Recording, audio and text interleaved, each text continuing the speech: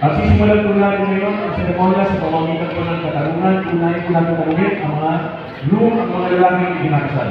Harap po tayo sa ating bride. Bride natin, hawak sa bride ka. Harap po tayo sa bride natin, hawakan ang kanyang kamay at sagutin ang katanungan ito.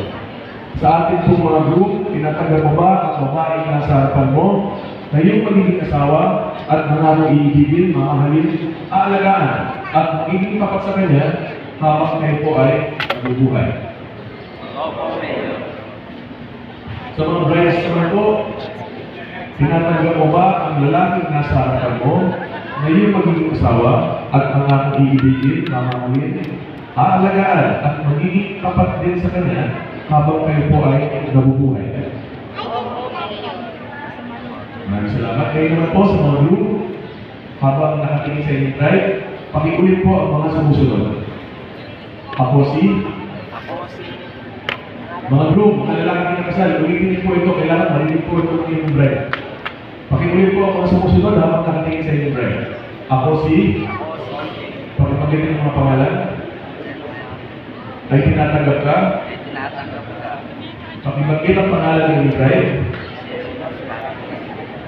bilang maging aming asawa at nangako ako sa mga Diyos, sa Panginoon at sa mga saksi narito na ikaw ay tunay kong mamahalin at buong pusong paglilikuran ng may kalakasan. Ikaw ay aking igagalang buong giliw na tutulungan kasama ang ating mga anak at magiging tapat sa iyo habang tayo ay nabubuhay. Maraming salamat. Ngayon po, mga brides na po, pakiulit mo ang mga sumusunod. Napansin ko, 34 couples po tayo yata ngayon. 34 couples. Kalahati po sa inyo ayaw tumingin sa inyo sa kanyang pinapakasalan. Paano po kayo magsasama sa isang bubo? Kung ngayon lang po sa paminuto, hindi po kayo magkatingilan. Paano mo ba kayo nag-aaway? Nakatingin, di ba? Nakatitig kung nag-aaway. Pero kung mga matatamis sa salita. Okay, mga brides naman po, mga babae na nakasal, pakiulit po ang mga sumusunod. Habang nakatingin po sa inyong groom. Sandali lang po ito, tiisipin po. Sa mga brides, pakiulit po. Ako si pagpapagita yung mga pangalan. Ay tinatanggap ka.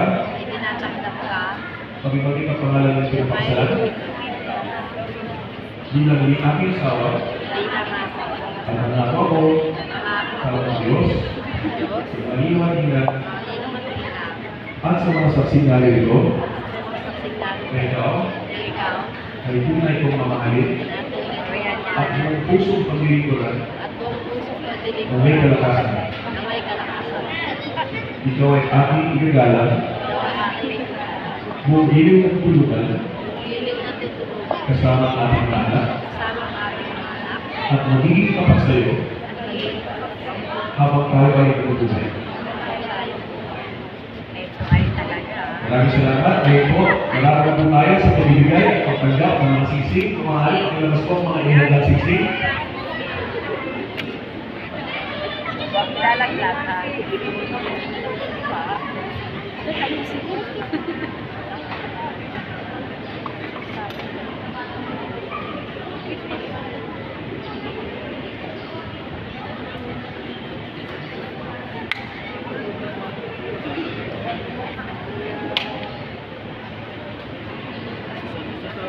Una pong isusuot ng lalaki ang singsing sa babae, ngunit bago po gawin yan, pinapakiusapan po muna ang mga lalaki, ang mga groom, na kunin ang kaliwang kamay ng inyong bride. At bago isuot po ang singsing sa kanyang delivery, kung maaari, pakiulit mo muna ang mga sumusunod.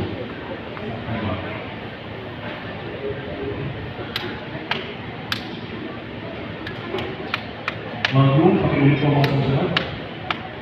Ibinibigay ko ang singsing na ito bilang simbolo ng aking wagas na pagmamahal sa iyo.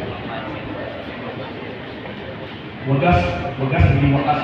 Ang aking wagas na pagmamahal sa iyo. Kung tinatanggap ng mga guys, mali yung puso ito magsasing.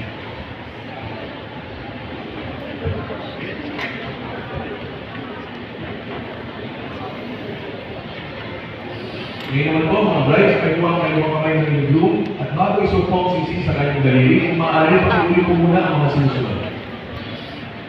Mga brides, pakiuli po. Ibinibigay ko Binibigay ko ang siksi na ito ang singsing na ito bilang simbolo bilang simbolo ng aking wagas na pagmamahal sa iyo. ng aking bukas na pagmamahal. Kung tinatanggap ng mga lalaki, maaaring mo piso ang sisi.